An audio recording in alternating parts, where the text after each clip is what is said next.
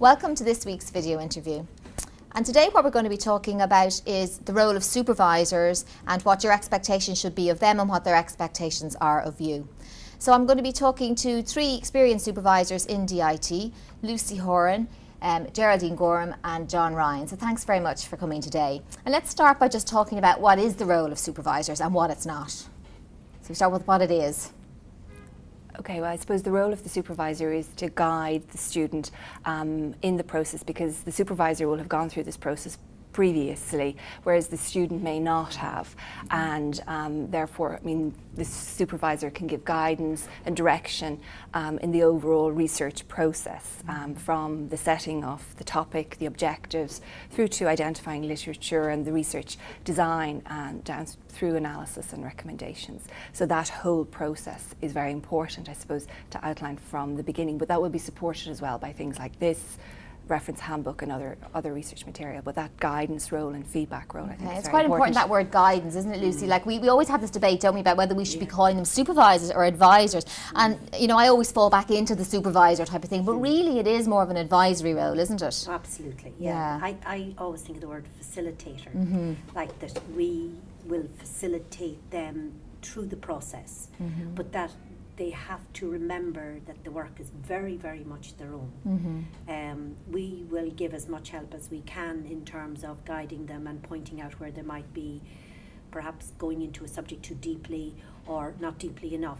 But you ask the question, what are we not? We're absolutely not the owner of that piece of work. Yeah. It is entirely their piece of work, and we will guide them. But the other thing I think is important as well, we can only, we can't drag them through it. They have to put in the effort, and we will guide them, and we will give as much assistance as we I think that's a very important thing from day one for them to notice, and it's something we've been talking about in earlier videos, is that, it's their personal achievement is what this is about. It's self-directed learning, and it's not about just jumping through hoops, because they can jump through all of our hoops, but that doesn't mean that they're going to get 100%. It's to do with their ability and their effort, and that we advise them, and we do all we can do for them to get the best mark that they can get, but it is down to them. They're the ones doing the writing and making the research questions. And again, it's important for them to remember that it's a different type of writing, and we're there to guide them again in the process. As we say, we can take them through all of the steps, but that it's not like anything they would have done before, insofar as it's not like an assignment, in that it's a very different type. I suppose technical writing as such is a different type of writing, and it's important that the students are cognizant of the fact that they have to take time to learn that, and that if they don't engage, again, that the supervisor is there, again, as we've already said, as a guide or as a support with all the other things that we have in place, but that if you don't engage in that, then that you're going to be in trouble, because it is very difficult to do this on your own, off your own back. Yeah, and I think that's something that's very important, because I often think students come in to have meetings with us, and they've given us a document, and we've read it, and we've comments on it, and we discuss the comments with them. But I mean, I can think of very few students who came in and actually sat with a piece of paper and a pen and actually wrote down what I was saying. And then you're thinking, how, or when they leave, are they actually going to have taken in everything I've said? So that maybe they're then working off the sheets where we've marked things in, but actually what we're saying is much more fundamental. We're talking about their writing style or their level of analysis and their discussion.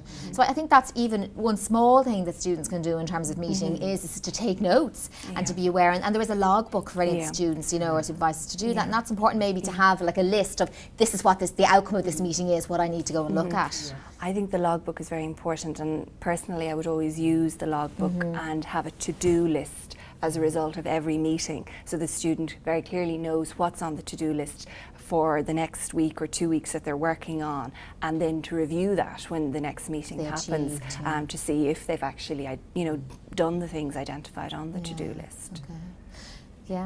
Just going back to the original question you ask, what are we not? Okay, just coming to that, The other thing I think we're absolutely not is we are not English teachers. Absolutely, that correct grammar and spelling. Now, I always, personally, I will comment, and certainly in the first piece of work I see from them, and I will tell them if they have somebody, friend or family or someone they know that's very good at English, to give them the document and have them read it.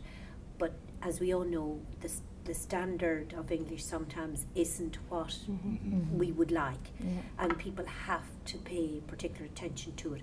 But it is, I certainly don't see it as my role to keep correcting Absolutely. the spelling And and it the can- grammar. And it can be actually quite frustrating if you're getting the same thing over and over again. You know, if you get a draft off a student and you've pointed out where there are errors, and then the next draft Comes comes back, and the same errors are still there, then, you know, that can be very, very frustrating. Yeah. I think that's something that's important as well, that we will be talking about in other video interviews, is the whole thing about writing style and, you know, the grammar and the correct way to write and the style of writing, and that it's a learned thing. And so if you come in your first edition, the supervisor goes, oh, and there's markings everywhere, it's not that that's not fixable. It is possible to become a good writer. And also in other, you know, in other video interviews we've talked about how what makes a good dissertation, and the bottom line is a well-written document. And that's a really important element. So it's something that's very important for the students to work on with the supervisor early on. But again, to be aware that it's their responsibility. But I think not to frighten students either.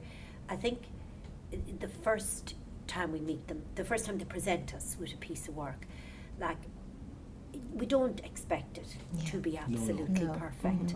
You know, and I think in all the years I've been supervising, I have maybe once seen somebody that I wouldn't have had to call attention to their style of writing or the grammar. So for them not to worry about that it is a learning process, and as we go through the months leading up to the submission of it, that they will improve, as you say, they will learn, you know, that will come to them, but they have to listen. And it's important for them to remember as well that, you know, we're not just supervisors, like, we've gone through that process ourselves, and I mean, we all know, I mean, we've all written stuff, and the first draft of anything that you write is never going to be perfect. It's never going to be something that you would present or give as a final version, and it's often hard for students as well, but they should just be aware of it's the first time they've written something that they've tried to write in a technical manner, and that's very difficult to do for anybody. Doesn't matter if you're in fourth year of a degree program, or if you're a master's student or you're a PhD student. It is very, very difficult to write in that style if you've never done it before. And I suppose that's why it's important to start writing early as well, and getting drafts in earlier, so that you can get that guidance and feedback, rather than leaving it all until the last minute, and then, you know, realistically you're running out of time, or there's just too much revision to be made. So as Lucy says, it is very, you know, we're not expecting the finished product for every chapter first time. Okay, then another thing that often comes up is, how often should a student meet their supervisor? And I know you're all laughing because different people have different guidelines, different ideas, and I just sort of want to throw it out, I suppose, so the students are aware that supervisors work differently and have different ideas about this. Well, I suppose it depends on what stage of the process the student is at. Perhaps in the earlier stages, I know personally, I find that, you know, when you're trying to form the topic and get, you know, gather literature, that you mightn't meet the student as frequently, and then towards the latter stages of the process, I suppose, when, you know, the deadlines are nearing, that, you know, maybe once a week or whatever, meeting the student. But in the earlier stages, I would sort of, you know, not meet as regularly, but have email contact to find out how things are going. It's important to maintain contact, and that the student initiates contact as well. You know, I think as well that's something that's probably quite important to discuss with the supervisor in the first meeting, isn't it? Just sort of work out, well, you know, so that the expectations are clear. And that's a bit what the first meeting's about, isn't it? It's about laying it down as to, you know, what the expectations are. And you know, supervisors often might say to students, you know, I want contact by email, or I want it by phone. And the other thing, you know, that often is an issue is the students not turning up. It's not the most frustrating thing. So if you aren't going to make a meeting, the student should phone you or email you and let you know. It's common courtesy, and it makes a big difference. The supervisors get frustrated if there's constantly people not turning up. You know? I think Geraldine hit the nail on the head there too, that it's not necessarily that we have to meet them every week, but it is about contact. And normally what I say to I set out by saying, let's agree a time and a day that we'll meet each week. Now, I understand that you mightn't get a whole lot of work done from one week to the next, so we won't be meeting every week. But if you're not coming to me, you have to tell me. Because I don't want to be sitting around waiting on you. And you don't arrive, and I could be maybe doing other things. But it is about contact. I mean, if we think of the master's students, like when a lot of their dissertations are done over the summer, a lot of people will do it by email. And, you know, so once there's something coming all the time, it doesn't that mean there's work that we have going to on. meet face to face. We just want to know that they're working away at it. And what about then when students are, you know, then there's a meeting coming up, what should they be doing to prepare for a meeting?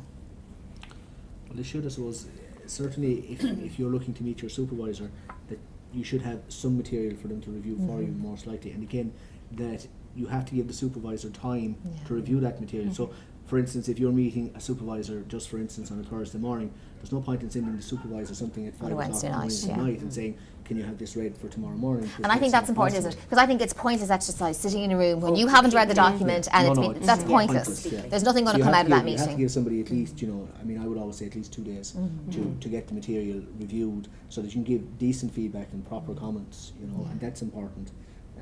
Because otherwise, as you say, the meetings are a waste of time. There's no point in agreeing that you're going to meet every week or every 2 weeks if you have absolutely nothing to give to your supervisor. I also think sometimes it's good for the student to direct the meeting, isn't it? For them to have, I've had some students where they come and they have questions. And I think that's good because I think, again, it's back to that thing that we're facilitators. So we facilitate the process, but you to ask, what's the problem? What do we need to discuss today? And I think, a good student, that's what they're doing, is that they have concise questions that they need so that they can keep going for the next week or two. Absolutely. Yes, that's pretty important. Now, last thing then, what about if students aren't making deadlines? And I've just been talking to Catherine Bulger, about time management and motivation, and she's saying that some students are coming to her when things are really bad and saying, I don't know what to do, I'm too embarrassed because I've missed the deadlines and I can't go back now. And what we've been saying in those interviews is that you do have to go to the supervisors. And I suppose maybe just what would you say to those students that repeatedly are missing meetings and are not making deadlines? What's your guidance? Well, I think it's important that they talk to the supervisor or the advisor rather than just hide from them completely. We're all human and we know that life happens and things happen, and it's much better if there is something going on from a personal circumstances perspective to bring that to the fore quite early. If it's just that the whole process is overwhelming, then it's better to have that out in the open from early on, and that you make some attempt to work with the student on that. But hiding from the supervisor, it's not in anybody's interest. So I think making contact and trying to work through whatever it might be, because all supervisors would be willing to work with students that are having difficulties or problems.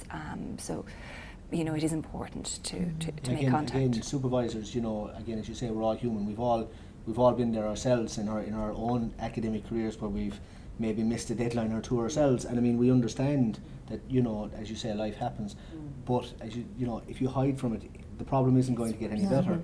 Whereas if you come and you engage with your supervisor and you talk to them about the problems, maybe they can help you in some way. Maybe again, if it's just a case of the work is too much, maybe you can break it down into smaller segments so it becomes more manageable.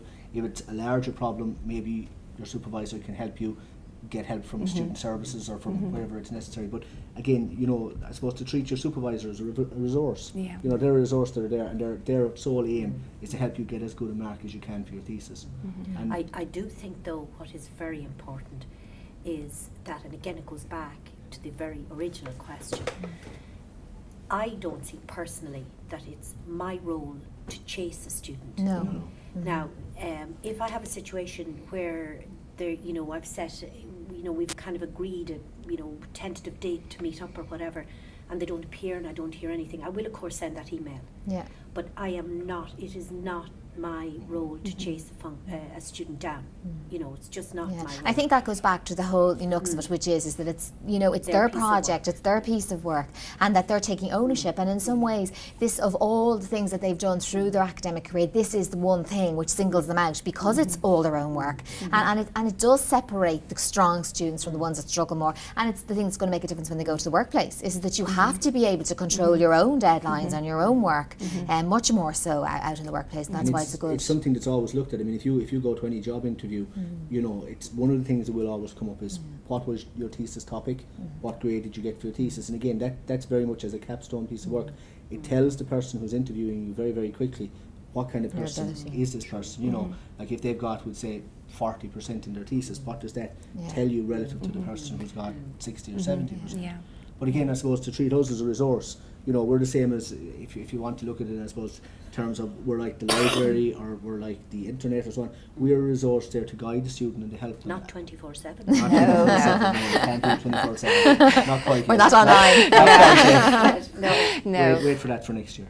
But to treat us as a resource, because we're there to help them as much as we can. But as you say, we're not going to chase the student. but if the student wants to use us for help, and I think that's important, because I do think that if we look at different students get different things out of the supervisor, if you like, and the ones that manage the process well get really good guidance and help from us, whereas others may not get so much because they might just be ticking through the meetings and not really getting. So it is again up to them to tap the resource, isn't it? Absolutely, Yeah, yeah. to utilise. I think also something you said there as well about students, this idea what Catherine was saying to you about them missing deadlines and then being too afraid. I had a situation last year, exactly that happened, but because they didn't really know their supervisor very well, it kind of made it even more difficult. So maybe if a student finds themselves in that situation and they're not terribly familiar with the supervisor, but there is somebody else that they can go to, that maybe go to that person, whether it's a course tutor or year tutor, or come to myself as well, an in-between, or yourself, exactly, as an in-between, so that to prevent the going on too long. Because as definitely. you say, if it slides, it is a very important piece of work.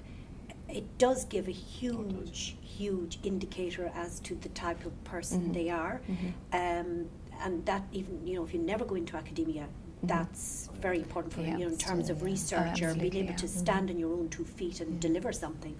So don't let it slide. Absolutely, and there's lots of different points of contact to come to if that is an issue.